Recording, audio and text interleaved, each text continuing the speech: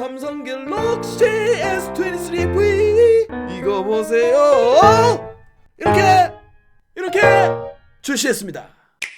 제품이 궁금해서 삼성전자로부터 제품만 잠시 대여받았어요. 유료 광고 아닙니다. 오늘 영상 보시고 어떤 제품인지 참고하시면 좋을 것 같아요. 이 플래그십은 아니고 그보다 살짝 아래 등급이라고 보시면 되는데 그렇다고 또 보급형은 아닙니다. S20 FE가 나왔었고 S21 팬 에디션이 만들어졌지만 국내 출시는 안 됐었고 S22 FE는 아예 없었죠. S23를 계승한 제품인데 갤럭시 S23 FE가 해외에서 먼저 출시가 됐고 국내는 이제 출시가 됩니다. S23 시리즈 기본 플러스 울트라 중에 플러스 모델과 크기가 가장 비슷하다고 보시면 됩니다. 이 가격을 S23 플러스와 비교해보면 출고가가 135만 3천원, S22 플러스는 119만 9천원이고요 S23 FE 출고가는 84만 7천원입니다 S23 시리즈 성능까지는 아니고 그전 S22 시리즈 성능 정도라고 생각하면 84만원대보다 조금 더 착한 가격으로 나와줬어야 하는 게 아닌가 싶어요. 이번 S23 팬 에디션에서 눈여겨봐야 될 부분은 바로 칩셋입니다. S23 플러스는 스냅드래곤 8 2세대가 탑재됐고 S23 FE는 엑시노스 2200이 탑재됐어요. 성능적으로 봤을 때 S23 플러스에 미치지 못한다고 말씀드렸죠. S22 시리즈의 스냅드래곤 8 1세대와 비슷하다고 보시면 됩니다. 국내에는 S22 스냅드래곤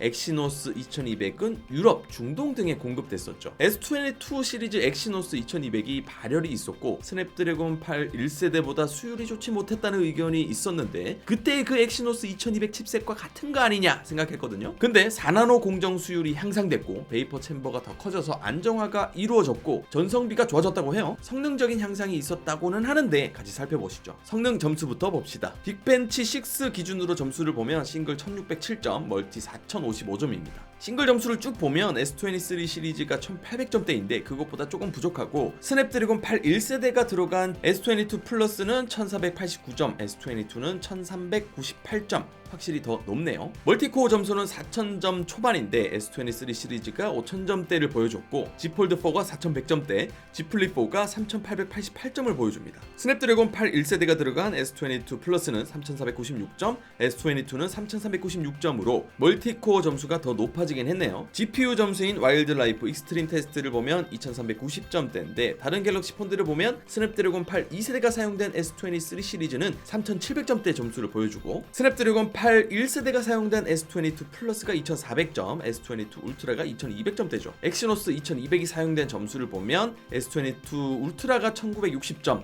22 플러스가 1900점대, 22가 1830점으로 스냅드래곤 8 1세대보다 낮은 점수를 보여줬는데 이제는 엑시노스 2200이 점수 2391점이 나왔으니까 스냅드래곤 8 1세대급으로 점수가 올라온 걸 확인할 수 있었습니다. 또 익스트림 스트레스 테스트를 보면 안정성이 65%대로 나쁘지 않은 안정성을 보여줍니다. 발열에 있어서 와일드라이프 익스트림 스트레스 테스트를 했을 때 10회차 때 41도에서 42도 정도, 그리고 거의 끝날 때쯤 44도에서 45도 정도를 보여줍니다. S23 울트라도 부하가 많이 걸리는 테스트를 하면 최고 온도가 45도 정도는 나오거든요. 4K 30프레임 동영상 30분 촬영했을 때 38도에서 39도 정도, 유튜브 영상 1시간 정도 시청했을 때는 30도에서 32도 정도로 일상적인 사용 시에는 발열이 크지 않습니다. CPU 점수도 그렇고 GPU 점수도 그렇고 이전에 보여줬던 엑시노스 2200 점수들보다 높게 점수가 나오더라고요. 정말 스냅드래곤 8 1세대 성능 정도가 됩니다. 자, 그러면 디자인하고 스펙을 좀 더 살펴보죠. 먼저 디자인은 S23 시리즈 라인과 동일하죠. 후면의 카메라 3개도 동일하게 깔끔한데 플래시 위치라든지 조금씩 달라요. 크기도 보시면은 23 플러스보다 세로 가로 길이가 조금 더 길고 두께는 차이가 더 있죠. 0.6mm 더 두껍습니다. 무게도 209g으로 23 플러스보다 14g 더 무겁습니다. 알루미늄 프레임은 동일한데 S23 플러스는 유광이고 FE는 무광입니다. 후면도 느낌이 다른데 FE는 유광의 유리 느낌이 납니다. 색상은 퍼플, 그라파이트, 민트, 크림으로 출시됩니다. CPU는 엑시노스 2200, 저장 공간은 256GB, 램은 8GB입니다. 디스플레이는 6.4인치 펀치홀 디스플레이, 120Hz 화면 조사를 지원하는데 조금 아쉬운 게 바로 딱 보이죠. 바로 베젤 크기가 굉장히 큽니다. 갤럭시 퀀텀 4인 A54A 디스플레이와 동일한 디스플레이가 사용된 것 같아요. 카메라 스펙을 보면 S23 시리즈에서 기본형 플러스와 비슷한데 FE는 전면 카메라 화소수가 더 낮죠. 1200만 화소가 아닌 1000만 화소. 전면 카메라에서 다른 거는 이거는 조리개 값이 f2.4 그리고 오토포커스가 없습니다. 후면 카메라는 3개로 동일한데 초광각은 1200만화소, 광각은 5000만화소로 동일하고 망원은 800만화소입니다. 3배 광학 줌, 최대 30배 디지털 줌도 동일합니다. 8K 촬영도 가능한데 30프레임이 아닌 24프레임으로 촬영 가능해요. 동영상에서도 좀 아쉬운 게 4K 60프레임, FHD 60프레임에서는 0.6배 초광각 촬영이 안되고 30프레임에서 초광각 촬영이 가능합니다. 그리고 슈퍼스테디가 FHD 60프레임으로만 촬영 가능해요. 야간 촬영은 나이토그래피를 지원하기 때문에 야간 저조도 촬영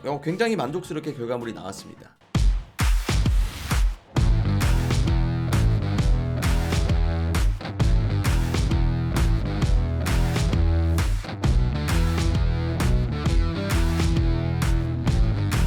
카메라 결과물에서 나쁘지 않았고 플래그십 카메라와 엄청난 차이가 느껴지진 않습니다. 스펙적인 측면에서 조금씩 끝나누기가 있죠. 배터리 용량은 플러스는 4700mAh, FE는 4500mAh입니다. 포지션이 조금 애매할 수도 있는데 기본에 충실합니다. S23 시리즈 성능은 아니고 S22급 성능인데 출고가가 847,000원으로 약간 저렴하게 나왔다고 생각하시면 되는데 S23 시리즈도 출시한 지 조금 지났기 때문에 가격이 다운된 상태고 좀 있으면 내년 1월에 S24 시리즈가 출시될 예정이기 때문에 FE를 구매할 필요성이 있을까 싶단 말이죠. 근데 저는 이렇게 생각할 수 있을 것 같습니다. 성능적으로 정말 무거운 게임이 아닌 이상 일상적인 사용에서 크게 무리가 없고 엄청 성능 좋은 울트라급 카메라까지는 필요 없는데 그래도 카메라가 꽤 잘 나왔으면 좋겠다 하시는 분들, 그리고 좀 예전 폰들 노트 20급 이하로 사용하시다가 가볍게 또 새로운 폰으로 사용해보고 싶은 분들, 또는 세컨 폰으로 사용하고 싶다면 갤럭시 S23 FE 사용해볼 만하지 않을까 싶어요. 개인적으로는 조금 더 가격이 착했다면 더 좋지 않았을까 싶습니다. 출시 기념으로 한 가지 특별 체험 프로그램이 있더라고요. 삼성닷컴 삼성 스토어 10개 매장에서 구매했을 때 수령일로부터 최대 14일 이내, 그러니까 2주 이내에 환불을 신청하면 100% 무상 반품 서비스를 받을 수 있습니다. 그러니까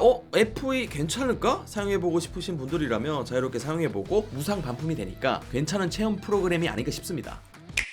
저는 이번 갤럭시 S23 FE를 사용해보고 느낀 건 엑시노스 2200이 4나노 공정 수율 향상을 통해서 안정화를 이뤄냈다고 생각하거든요. 그래서 엑시노스 2400에서의 성능 향상이 더 기대되는 부분입니다. 여러분들도 기대되시나요? 오늘 영상 보시고 도움이 되었으면 좋겠고요. 저는 또 다음 비디오로 찾아뵙죠. 또 만나요. 안녕.